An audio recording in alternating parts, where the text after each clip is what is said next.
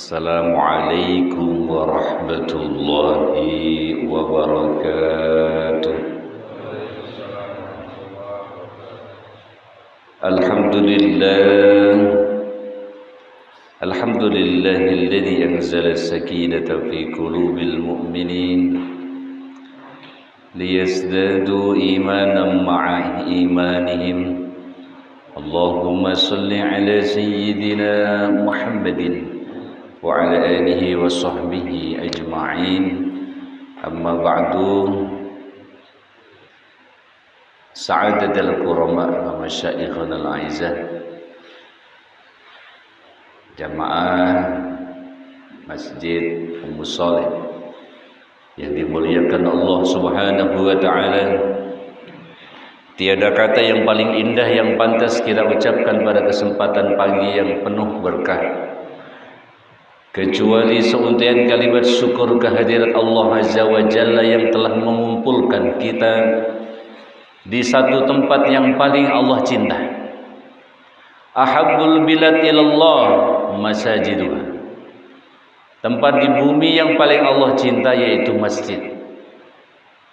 Beruntung dan wajib bersyukur kita ketika memulai aktivitas pagi hari dengan sholat subuh berjamaah. Satu amalan yang orang pada berat untuk mengamalkannya. Bahkan ada salah satu seorang sahabat Nabi menyatakan, di zaman kami ciri munafik nampak di antara kami, yaitu tanda-tanda yang nampak dan jelas adalah kemalasan seseorang untuk berjamaah di masjid, lebih-lebih sholat subuh. Sampai secara khusus Allah menyebutkan, padahal sholat 5 waktu ada 5, tapi sholat subuh secara tersendiri disebut dengan bahasa yang lebih indah. Aqimis sholata liduluki syamsi ila ghasaqil laili wa qur'anal fajr inna qur'anal fajri kana mashhuda. Allah nyebut secara khusus salat subuh sebagai Quran fajar. Bahkan salat subuh disaksikan oleh para malaikat. Artinya ini amalan yang baru saja kita lakukan, bukan amalan sembarangan. Amalan istimewa, amalan yang sangat dicintai oleh Rasulullah, dan Rasul sangat mencintai buat umatnya yang melakukan amalan ini, memakmurkan masjid, sholat berjamaah di masjid, lebih-lebih sholat subuh. Bahkan Nabi bersabda, man sholat subha fi jama'atin faka'annama sholat layla kullahu. Siapa yang sholat subuh berjamaah di masjid, maka seolah dia mengerjakan sholat malam sepenuh malam. Alhamdulillah, zaman sudah akhir, Masya Allah. Banyak orang sudah menuruti hawa nafsunya.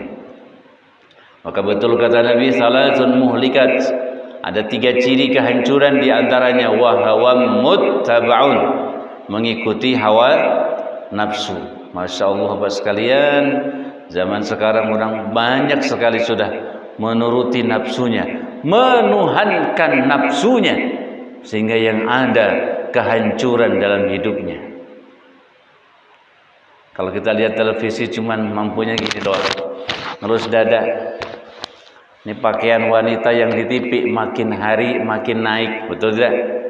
Udah nggak ada yang mampu negor tuh. Makin bebas, seolah-olah tidak ada aturan lagi, seolah-olah udah bukan negara Islam lagi. Wanita-wanita makin hari semakin telanjang. Padahal Indonesia adalah mayoritas Islam, tapi kenyataannya makin hari orang makin meninggalkan agamanya sendiri. Bahkan belum lama ini viral seorang anak muda yang melantunkan sholawat, tadinya dicintai, disenangi, seketika dengan kekhilafannya yang sesaat membuat dia dibuli habis-habisan. Bahkan ada yang orang Islam sendiri membulinya sudah kelewat batas, mengatakan pakai jilbab, baca sholawat, tahu-taunya pelakor, rebut lagi orang. Tanpa disadari dia sudah mengotori agama sendiri. Karena apa? Kadang-kadang lupa dengan perjuangannya yang sudah bertahun-tahun memperjuangkan agamanya, kesalahan sedikit saja sudah habis dibully. Mendingan saya nggak pakai jilbab tapi nggak pelakor. Tuh, makin ngaco lagi omongannya. Urusan pelakor, urusan menutup aurat masing-masing ini adalah satu pekerjaan yang ada resiko. Tidak bisa dikaitkan ini mendingan ini, nggak begini. Yang namanya pelakor dimanapun merebut laki orang, itu resikonya kita tahu, nggak usah dibahas. Tapi yang ketika ngomong tentang harus berhijab, jangan sampai dikaitkan mendingan saya nggak pakai jilbab tapi nggak pelakor. Ini yang jadi masalah, seolah-olah jadi nggak usah berhijab.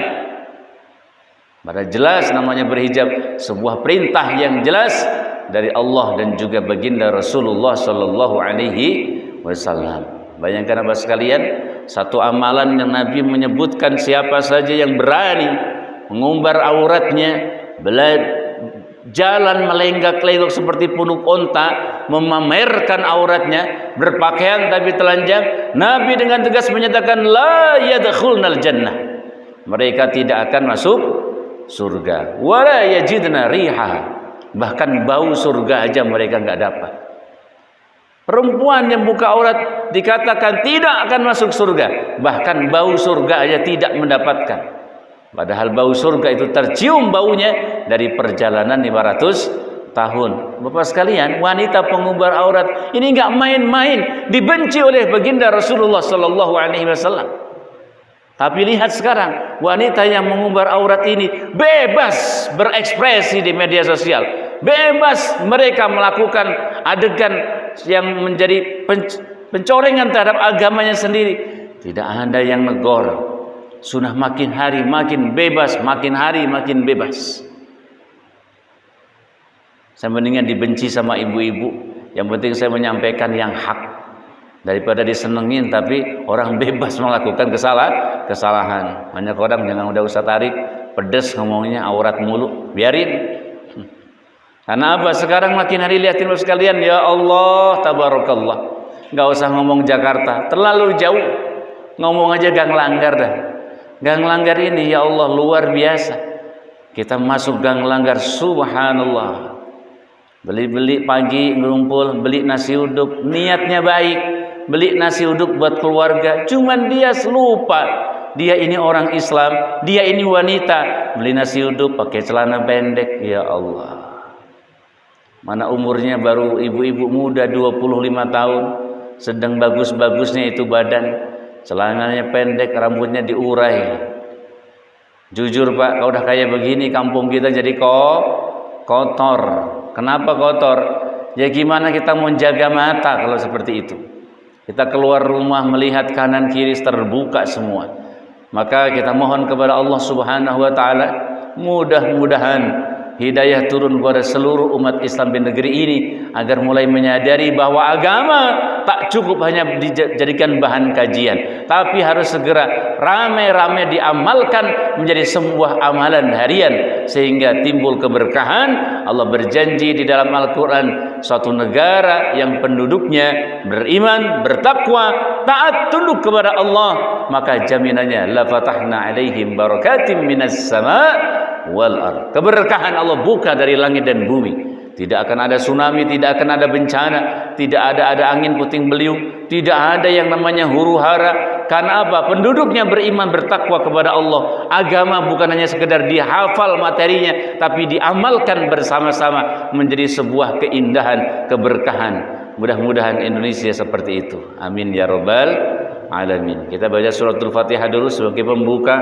Mudah-mudahan termasuk saya yang menyampaikan. Ngeri Pak, kabura maqtan indallah an taqulu ma la taf'alun. Kemurkaan besar dari Allah buat orang yang hanya menyampaikan tapi dirinya tidak pernah melaksanakan. Yuk kita baca suratul Fatihah. Mudah-mudahan dibukakan mata hati kita, mata hati penduduk Indonesia khususnya yang Islam, agar kembali ke jalan Allah.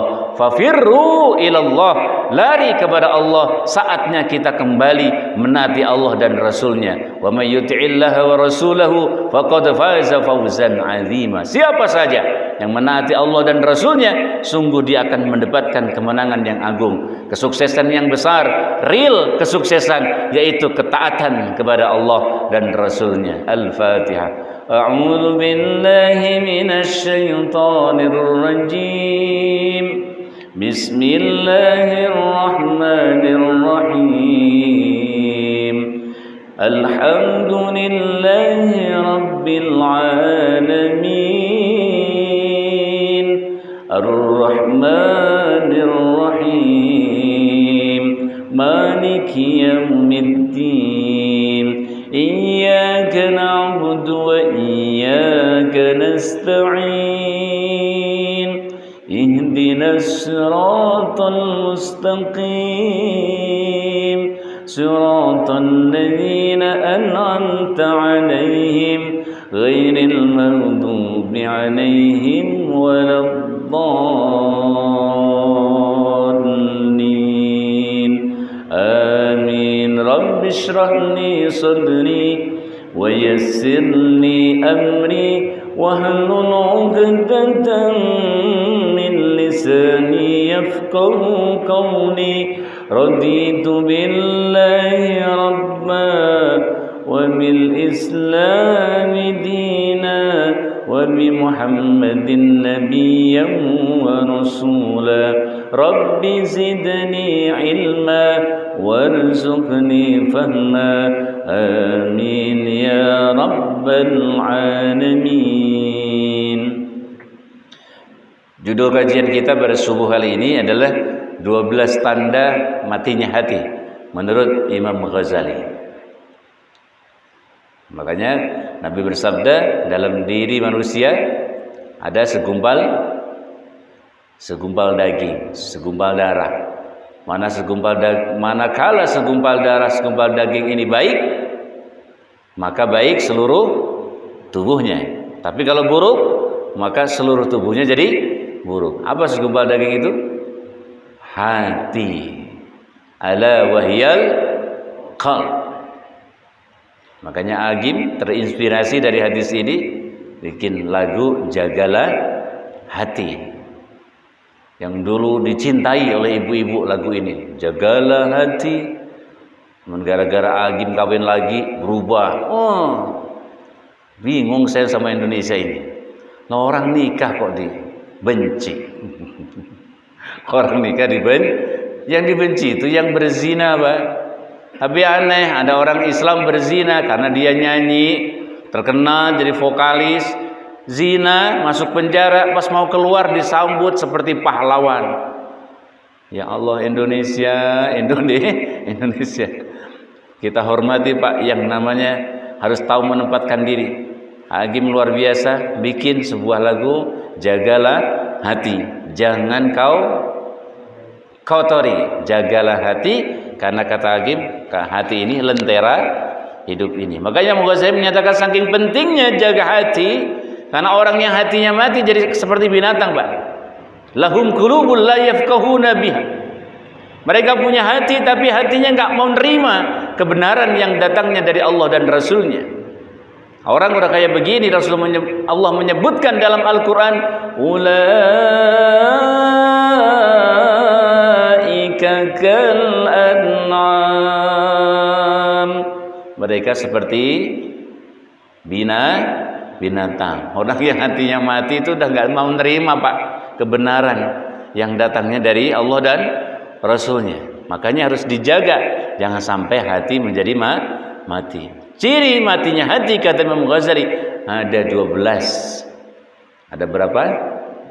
Ada 12. Ilmu itu seperti hewan buruan. Kalau setelah didengar, ditangkap. Kalau enggak diikat, lepas. Ngikatnya ilmu dengan pena. Percaya sama saya, sepinter-pinternya orang kalau cuma dengerin seliwatan doang, masuk kanan, keluar kiri. Makanya handphone saya banyak catatan-catatan. Tiap saya ngaji juga saya catat. malas bawa buku, pakai handphone. Handphone sekarang canggih, mau dipakai apa aja tergantung kita. Kita mau download catatan model kayak apa, di Play Store menyediakan. Gunakan Pak kebaikan-kebaikan ini. Saya hanya mengingatkan, handphone ini jangan lihat siapa yang produk, tapi hakikatnya adalah semua dari Allah Subhanahu wa ta'ala. Terkadang Pak, lagu yang memorinya banyak kita download sampai 1 giga. Kadang-kadang orang tua juga banyak yang diam-diam seneng main game, betul tidak? Orang tua jangan lihat kelihatan tuanya. Saya sering menemukan kalau di kereta kelihatan khusyuk bapak-bapak, saya pikir ngaji, baca Quran, main game. Itu game kan berat-berat memorinya. Apalagi game-game yang online, beda setengah giga, 1 giga. Tapi Quran yang kadang-kadang cuma 100 MB nggak terdownload dalam handphonenya. Ya Allah, tabarakallah. Ya, makanya ayo sekalian, handphone ini luar biasa Pak. Tergantung kita menggunakan apa. Dipakai buat download Quran jadi indah. Kita baca Al-Quran setiap saat. Kita buka catatan-catatan guru kita menyampaikan ilmu, catat Pak. Karena apa? Memang ini perintah dari baginda Rasulullah Sallallahu Alaihi Wasallam. Saking pentingnya Pak, saking pentingnya namanya qalam, dijadikan nama surat Al-Qalam. Sampai-sampai yang pertama Rasul terima, wahyu yang pertama Rasul terima adalah surah Al-Alaq ayat 1 sampai 5. Ayat yang kelimanya berbunyi alladzi 'allama bil qalam. Jangan males nulis, pakai handphone aja sekarang Pak. Saran saya, pakai handphone nggak apa-apa, catatan monggo. Yang penting ini merupakan sesuatu yang disukai Rasul. Rasul senang kalau lihat umatnya belajar, dicatat ilmunya. Makanya sekalian, kalau sekolah itu sama ngaji ada persamaannya. Sekolah menuntut ilmu, ngaji juga menuntut ilmu. Betul Pak? Bener nggak? Sekolah menuntut ilmu tidak? Menuntut ilmu. Ngaji di musola, di majelis menuntut ilmu. Cuman hanya berbeda cara. Kalau sekolah di mana-mana nggak ada sekolah nguping. Kira-kira ada nggak di Indonesia sekolah nguping? Jadi sekolah dari pagi jam 7, pulangnya jam 12, nguping. Gurunya menyampaikan ilmu, belajar. Anak-anak belajar semua, siswanya nguping semua. Kira-kira ada tidak? Tidak ada Pak. Kalau seandainya ada, nggak ada yang daftar. Tapi ngaji nguping laku banget. Karena makanya ini harus kita berantas nih Pak. Cara sama-sama duduk, sama-sama menuntut ilmu kok nggak dicatat. Karena kebiasaan kita bertahun-tahun kalau ngaji di mana-mana ngajinya nguping. Jadi jiping. Kalau ngajinya udah nguping, lanjut kedua jider. Ngajinya nyender. Udah nguping, nyender. Pasti terjadi yang ketiga, jiler. Jiler, ngajinya ngiler, ngantuk. Ayo Pak, kita semangat nih, ya dicatat. Apalagi kita nih makin sana kan memori makin lemah. Nggak ada orang makin tua makin cerdas, yang ada makin lemah. Emang teori alam. Ayo kita catat. 12 tanda matinya hati. Saya juga mencatat di sini, ya. Apa yang pertama kata Imam Ghazali? Tanda matinya hati adalah tarkus sholat. Mulai berani ninggalin sholat. Ini kita kalau sensus Pak, gawat Indonesia ini. Ternyata udah mulai banyak yang ninggalin sholat.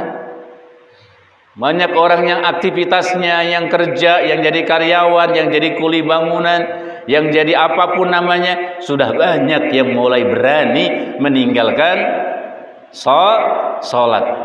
Kalau orang sudah mulai berani meninggalkan sholat, pertanda dia sudah masuk tanda-tanda hatinya telah mati. Masya Allah Pak, tabarakallah. Sekarang banyak orang nggak sholat berani meninggalkan gara-gara aktivitasnya, nanggung.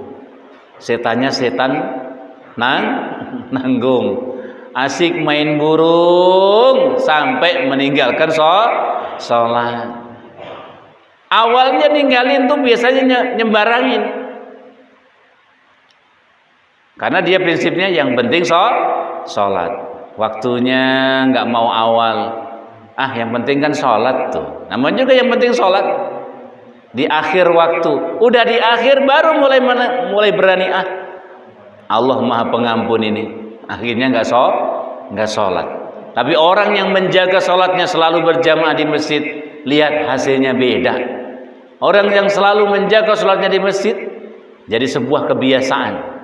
Maka yuk kita jaga keluarga kita. Kita doa sama Allah, mudah-mudahan kita dan anak cucu keturunan kita menjadi orang-orang yang muqimas sholat, mendirikan sholat. Makna mendirikan diantaranya selalu berjamaah di masjid. Nama juga mendirikan rame-rame. Rabbi ja'alni muqimas sholati wa min dzurriyyati wa taqabbal doa. Monggo bersama-sama. Rabbi ja'alni muqimas sholati wa min dzurriyyati Rabbana wa taqabbal du'a. Sekali lagi. Rabbi ja'alni muqimas sholati wa min dzurriyyati Rabbana wa taqabbal du'a. Ini doanya Nabi Ibrahim. Doa yang harus kita baca juga agar kita dan anak cucu keturunan kita menjadi orang-orang yang muqimas shalah. Saya mendengar langsung dari almarhum guru kami tercinta Ki Haji Khodamul Qudus, namanya muqimas shalah itu berjamaah di masjid, itu baru muqimas shalah. Masya Allah, almarhum Ki Haji Khodamul Qudus menjaga betul sampai akhir hayat beliau di usia 61. Masya Allah, Ki Khodamul Qudus selalu berjamaah di masjid, selalu baca Quran. Aduh, indah benar ya. Makanya Bapak sekalian, hidup ini benar-benar seperti sinetron. Ya, sering saya sampaikan, hidup ini seperti sinetron. Yang lagi rame sekarang tuh Ikatan Cinta. Wah, 2 jam durasinya. Itu kalau udah tayang sinetron Ikatan Cinta, semua duduk manis nonton Aldebaran sama Andin. Ya, kalau sinetron kan ada peran baik, ada peran buruk, yang nentuin sutradara. Kalau sinetron kehidupan ini yang nentuin kita masing-masing, kita bebas suruh nentuin peran. Datang waktu sholat, peran. Mau berjamaah, monggo. Sholat sendirian, silahkan. Di akhir waktu, silahkan. Pilihan terserah. Tapi kita tahu mana yang utama. Makanya sama-sama datang waktu sholat, perankan dengan peran sholat yang terbaik, mengikuti kanjeng Nabi Muhammad sallallahu alaihi wasallam. Kalau Nabi ya sholatnya simple sih. Nabi sholatnya selalu di masjid. Cuman peran kayak gini aja yang meranin sholat yang baik jarang banget kita jumpa. Tinggal dengar adzan langsung ke masjid, kan gampang, asik. Dengar adzan ke masjid, Allahu Akbar, Allahu Akbar. Udah, kan komandonya jelas, berbondong-bondong ke masjid. Nanti kayak begini aja peran sholat aja jarang yang meranin peran yang baik. Mumpung ada waktu, sholat yang sudah kita laksanakan nggak bisa diputar kembali, Pak. Subuh hari ini 28 Februari, betul ya? Besok kan sudah subuhnya beda, 29. Sudah berlalu, alhamdulillah. Subuh hari ini kita perankan dengan peran yang baik. Sholatnya berjamaah di masjid. Tapi ada sebagian yang lain sudah sholatnya di akhir sendirian. Bayangin, sudah waktunya akhir, sholatnya sendirian. Yang parah lagi, Pak, pakaiannya nggak jelas. Wah, sarungnya miring. Namanya sholatnya di rumah, masih merem-merem. Miring itu sarung, udah miring pakai kaos lagi. Allah, kucel, udah jelek, rambut juga belum nyisir. Allahu Akbar. Ya Allah Pak, padahal Nabi menyebutkan pas mau meninggal nih, Rasul ketika mau meninggal dunia, ummati. Habis itu apa? As-shalah. Amalan banyak Pak, ada zakat, ada baca Quran, ada baca sholawat, ada istighfar. Tapi amalan sholat disebut as-shalah. Maksudnya apa? Saking pentingnya hidup nih jaga sholat biar benar.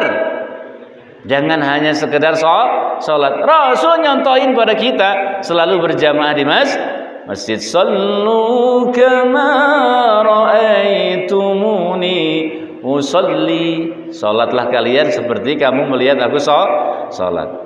Peran. Nih peran sholat. Datang lagi apa? Peran kerja. Sama-sama kerja, ada yang memerankan jadi seorang karyawan yang baik, yang jujur, yang amanah. Sebagian lagi ada karyawan yang tidak jujur, dia korupsi. Peran bebas Pak. Mau korupsi monggo, nggak korupsi monggo, resiko masing-masing. Jadi suami mau selingkuh silahkan, bebas.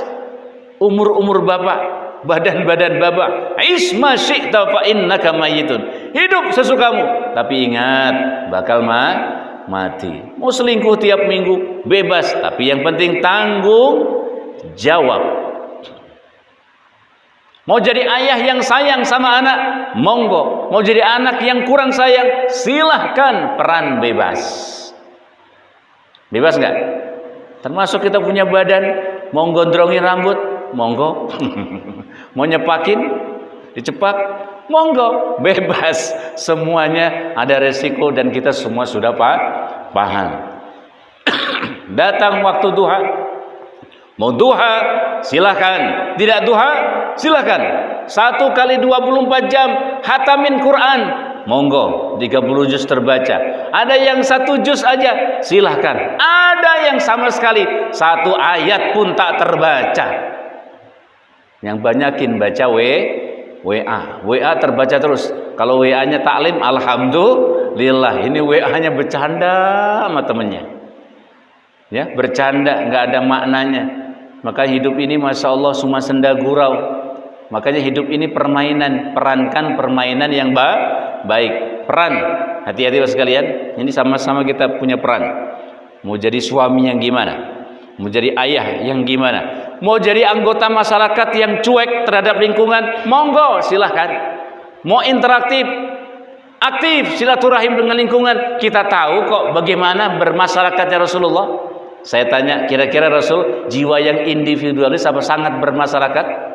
Sangat bermasyarakat. Rasul mengenal betul siapa sebelah kanan kirinya, siapa depan belakang rumahnya, mengenal betul semua tetangga. Bahkan ada keterangan seandainya telapak kaki Nabi dicat warna merah, itu seluruh kota Mekah berwarna merah. Tidak ada satu rumah ketika zaman itu yang tidak pernah dikunjungi oleh baginda Rasulullah. Sangat akrab, sangat aktif beliau mengenal lingkungannya.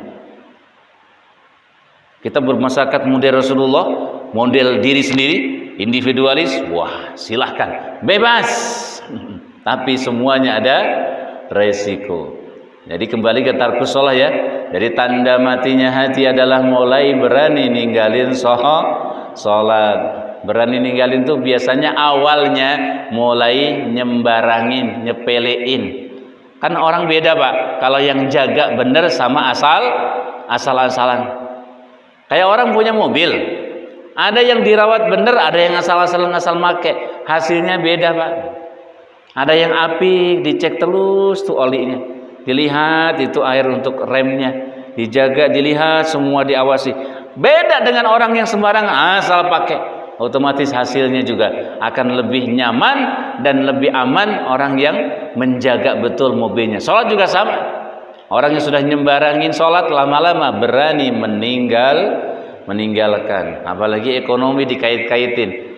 Perasaan gua nggak sholat subuh juga rezeki lancar. Tanda-tanda tuh. Udah mulai berani kayak gitu. Perasaan tetangga saya yang sholat berjamaah tuh miskin mulu. Nah, dia ngait-ngaitin sholat sama kekayaan. Dia nggak tahu bahwa Nabi minta doa kepada Allah, minta doanya supaya miskin. Karena ketika Isra Mi'raj Nabi melihat Pak, penduduk surga mayoritas fuqara wal masakin, yang paling banyak mayoritas yang penghuninya adalah orang fakir dan miskin. Kenapa orang kaya banyak di neraka? Karena kebanyakan orang kaya melakukan kesalahan yang fatal. Yang sombong, yang belagu, si kaya atau si miskin? Bapak yang jawab. Yang suka songong, sombong, angkuh, yang kaya apa yang miskin? Yang kaya. Jarang-jarang Pak miskin sombong mah. Jadi kalau mana orang kalau udah punya kaya Pak, itu muncul sifat sombongnya, merasa kaya, merasa hebat. Akhirnya muncul satu sifat sombong. Sombong itu bahaya banget Pak. Seperti apa bahaya sombong? Di dalam Al-Quran. Halo? Setahu Bapak dari sering dengar ceramah selama ini, baca WA dari kajian di WA, di medsos, apa bahaya sombong? Apa bahayanya? Bahayanya adalah tidak masuk surga. Kata Nabi, nggak akan masuk surga orang yang punya kesombongan, walaupun kesombongannya cuman sebesar biji sawi. Ya Allah Pak. Ayatnya, ikutin saya Pak, biar sama-sama baca Quran. Innallaha, kurang semangat bacanya. Innallaha la yuhibbu kulla. Innallaha la yuhibbu kulla mukhtalin fakhur. Innallaha la yuhibbu kulla mukhtalin fakhur. Tanya panjang. Kulla mukhtalin fakhur. Dari awal, innallaha la yuhibbu kulla mukhtalin fakhur. Innallaha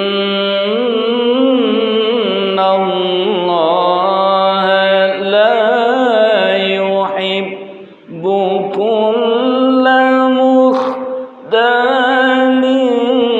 fakhur. Allah, sesungguhnya Allah tidak suka kepada orang yang sombong lagi membanggakan diri. Hati-hati Pak, sombong ini bahaya banget.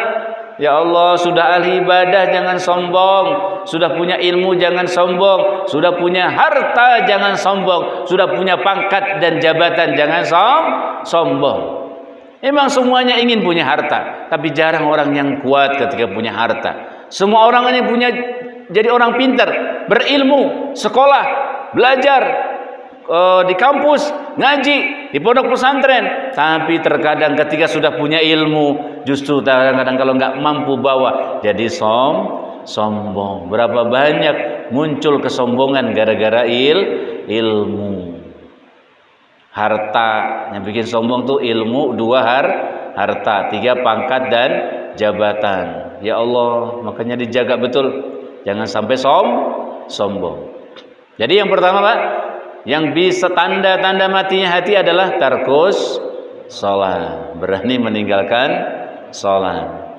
Jadi jadilah engkong yang baik, nyontohin cucunya, nyontohin cucu dan anaknya selalu berjamaah ke masjid. Percaya Pak, ini nanti secara gak langsung ketika kita meninggal dunia, ini cerita akan terus nempel di antara cucu-cucu kita. Waduh, mbah kita dulu rajin berjamaah. Enak kita dengernya, bener gak? Mbah kita, engkong kita dulu rajin jamaah ke masjid. Coba kalau kita punya cucu, engkong lu siapa? Saya malu nyebut engkong. Apa? Engkong saya nggak pernah ke masjid. Engkong saya nggak pernah ngaji. Engkong saya nggak pernah baca Quran. Engkong saya main judi mulu. Ingat Pak, kita punya cucu. Di sini udah punya cucu berapa orang? Mana yang udah punya cucu? Saya belum. Ya Allah, malu rasanya. Kalau cucu aja ngakuin kita sebagai mbahnya, sebagai kakeknya, malu, apalagi orang lain. Masya Allah, enak tuh meninggal dunia. Ini mohon doanya salah satu murid TPA saya nih. Kemarin sore meninggal dunia. Umur 27, Ananda Dewi Ningsih. Ngajinya di rumah dulu. Waktu TPA, menikah baru 2 tahun yang lalu. Kemarin udah dipanggil oleh Allah Subhanahu wa Ta'ala. Doanya mudah-mudahan murid saya yang bernama Dewi Ningsih binti Bejo Haryono wafatnya husnul khotimah. Kita ngiri Pak lihat Syekh Ali Jabir tuh ya. Ya Allah, ke Indonesia belum lama, meninggal di sini indah, kemana-mana bawa Quran. Enak nggak ceritanya? Terus kira-kira kalau yang meninggal kita cerita kampung apa ya ceritanya? Ada orang baik tapi nggak bermasyarakat. Begitu meninggal ya siapa yang mau nyeritain, kenal juga enggak. Wah, yang meninggal orang soleh siapa namanya? Tahu tuh siapa namanya. Nabi itu Pak terkenal karena Nabi rajin silaturahim.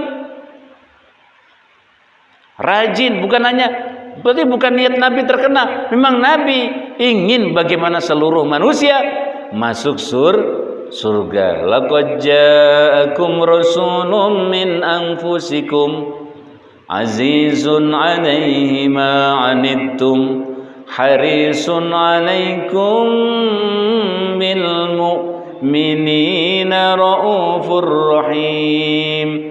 Telah datang seorang rasul. Kata Allah ini, datang seorang rasul dari golongan kamu. Ini orang rasul kamu ini sangat sayang sama kamu semua. Sangat sayang kepada seluruh kamu semua umatnya. Dia menginginkan semua umatnya masuk surga. Dia sangat sayang, merasakan bagaimana umat setelahku. Bahkan yang sangat dipikiri oleh Nabi adalah umat setelah beliau. Jadi kita. Muhammad qala ya Rabbi su'ali ummati ba'di. Ini yang dipikiri justru umat setelah beliau. Nanti gimana nasib umat saya yang nggak sempat lihat saya?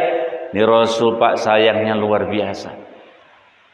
Makanya jangan hanya mikirin diri sendiri, pikirin lingkungan. Caranya apa? Ya kita interaksi. Termasuk ini kajian subuh berjamaah salah satu sarana silaturahim biar kita mengenal satu dengan yang lain. Baik, yang nomor 2 ciri matinya hati. Adzanbu bil farhi. Apa keterangannya? Orang yang tanda hatinya mati mulai nyaman dan merasa tenang. Wah, ini nyaman dan tenang padahal dia sedang berbuat dosa. Yang parahnya lagi, orang itu tidak merasa berdosa padahal sedang berbuat dosa. Nyaman, tenang, nggak ngerasa dosa padahal sedang berbuat dosa. Bukti contoh konkretnya yang gampang kita terima adalah perempuan yang buka aurat. Udah melakukan pelanggaran, nyaman, tenang, dan merasa tidak bersalah. Selfie, monyongin bibir, upload WA status. Nggak cukup WA, Facebook. Wah, dia pikir kalau WA yang lihat bibir saya cuman 100 orang, tapi kalau Facebook, wow, jutaan. Waduh. Sekarang Pak, ya Allah Pak, selain WA ada lagi Instagram ada Twitter, nggak cukup, nambah lagi Toktik. Salah ya? Oh, TikTok. Udah buka bapak baju muslimah, dia goyang-goyang. Ya Allah Pak, orang Islam sekarang kayak gitu kelakuannya. Nggak cukup di TikTok, muncul lagi snack video. Isinya apa? Lihatin aja. Memang ada pengajian betul, tapi lihatin sebelahnya. Habis nonton Syekh Ali bawahnya, iya. goyang-goyang, yang tua, yang muda, masya Allah. Udah dikasih musibah, banjir, tsunami, masih goyang lagi. Aduh, masya Allah. Makanya akhir zaman ini zamannya zaman edan. Makanya jangan ikutan edan. Ya, jangan sampai punya prinsip kalau nggak edan nggak keduman, kalau nggak gila nggak kebagian. Itu prinsipnya orang gila namanya. Orang gila kok diikutin, orang salah maksiat. Ayo bareng-bareng sekalian, kita mulai hari ini kalau melakukan kesalahan harus merasa salah. Ternyata modal utama Pak, merasa salah dulu. Nih kita nggak jamaah subuh nih, merasa salah dulu, cakep itu. Kalau udah merasa salah, besok dia berusaha untuk subuhnya berjamaah. Yang parah, subuhnya nggak berjamaah, nggak merasa salah. Kira-kira besok ada upaya nggak berjamaah? Ya nggak ada, orang nggak merasa salah. Emang Ustaz dosa kalau nggak berjamaah? Ya Allah, aku pakai nanya. Apa kita lupa sama hadis Nabi? Bagaimana kata Nabi? Laqad hamamtu an amura fityati. Aku berkeinginan ngumpulin anak muda. Setelah ngumpul, ku perintahin tuh anak muda buat ngumpulin kayu bakar. Buat apa ya Rasul? Aku ingin datangi rumah kaumku yang sholat di rumahnya, nggak mau ke masjid. Mau diapain Rasul? Fauharrikoha. Aku ingin bakar. Betapa marahnya Rasul lihat umatnya yang malas berjamaah. Jangan membuat luka hati Nabi. Caranya apa? Jangan di rumah sholatnya, di masjid. Ngaku cinta Nabi kok melukai hati Nabi. Bikin senang Rasulullah berjamaah. Man ahya sunnati, siapa yang menghidupkan sunnahku, faqad ahabbani, maka orang itu akan aku cintai. Siapa yang aku cintai bersama aku masuk surganya Allah Subhanahu wa ta'ala. Ngakunya aku cinta Rasul, nggak pernah ke masjid, pret. Salah satu amalan yang dicintai Nabi itu berjamaah. Amalan sering kita tanya sama kiai, amalan kiai mah diamalin habis-habisan, amalan Nabi ditinggalin. Amalan Nabi adalah salat berjamaah. Ini amalan Nabi. Fadilahnya apa? Kan kita sering nanya kalau fadilah amalan. Yang sering ditanya amalan apa? Yang fadilahnya bikin. Kira-kira apa Pak? Orang yang sering nanya sama kiai sama ustadz minta amalan, biasanya amalan yang fadilahnya biar cepet kaya. Itu kan rata-rata kan. Saya minta amalan dong biar rezeki lancar, ujung-ujungnya kan kaya. Bener nggak? Iya. Pada sholat berjamaah lebih hebat dari itu. Berjamaah di mana nggak hebat? Setiap langkah menghapus dosa. Setiap langkah naikin derajat. Sekali berjamaah dapat pahala haji dan umroh. Sekali berjamaah mendapatkan dunia beserta isinya. Lebih hebat lagi. Orang yang paling kaya sungguhnya Pak, orang yang mengawali pagi hari dengan subuh berjamaah. Raq'atul fajri khairun minad dunya wa ma fiha. 2 rakaat sebelum subuh lebih baik daripada dunia beserta isunya. Itu baru qobliyah subuh. Gimana subuhnya? Otomatis lebih hebat daripada qobliyah subuh. Siap ya merasa salah ketika salah ya. Kita minimal kalau lagi chattingan sama bini orang, minimal istighfar gitu. Astaghfirullah. Nanti di sini mah nggak ada. Ini ceritain di kampung sono ya. Kadang-kadang chattingan sama bini orang. Teman kantor awalnya biasa gitu, ngobrol makan siang, curhat awalnya. Dari curhat, Bang, nanti sambung WA ya Bang ya, gitu. Udah begitu lama-lama kok saya nyaman ya sama Abang tuh. Tapi Abang punya istri, Dek. Nggak apa-apa yang kedua, Mas. Ya Allah, tabarakallah. Merasa salah dulu, merasa salah. Kalau merasa salah biasanya nggak akan mengulangi karena udah merasa bersalah. Yang parah Pak, dia melakukan salah, melakukan dosa, tapi tidak merasa dosa. Malam nggak tahajud, nyantai aja paginya. Bagaimana Allah nyuruh tahajud di ayatnya, Rasul juga nyuruh bagaimana tahajud. Macam-macam kita udah paham, sering dengar fadilah tahajud. wa minal laili fatahajjad bihi nafilatan laka asa an yab'atsaka rabbuka maqaman ya Allah, maqaman mahmuda, keren Pak. Orang yang tahajud itu dapat maqaman mahmuda, tempat terpuji, mulia. Mulianya bukan ketika hidupnya saja, ketika sudah meninggal dunia, sudah dikubur, tetap mulia. Lihat Rasulullah, ahli tahajud. Sampai sekarang Rasul disebut namanya. Lihat para wali Allah yang sekarang ini, yang dekat-dekat sini, Sunan Gunung Jati, Sunan Bonang. Ya Allah, kita nggak kenal dengan beliau, tapi kita kenal namanya. Bahkan kadang kita pernah berziarah ke makamnya. Mulia karena beliau mulia hidupnya, mulia ketika mati karena beliau ahli tahajud. Makanya orang banyak yang kreatif, bikin nada dering, yuk tahajud, begitu bunyinya. Hanya dibikin alarm bunyinya, yuk tahajud. Mudah-mudahan kita digampangin oleh Allah untuk bangun tahajud. Amin ya rabbal alamin. Sampai jam 6 ya? Iya. Ya berarti 2 dulu. Berarti kurangnya 10 ya. Nanti ingetin saya 10 lagi kalau kita berjumpa lagi di gelombang yang sama insya Allah. Bareng-bareng. Rabbana atina fid dunya hasanah wa fil akhirati hasanah wa qina adzaban nar. Subhana rabbika rabbil izzati amma yasifun wa salamun alal mursalin walhamdulillahi rabbil alamin. Subhanakallahumma wa bihamdika ashhadu an la ilaha illa anta astaghfiruka wa atubu ilaik. Allahumma arhamna bil Qur'an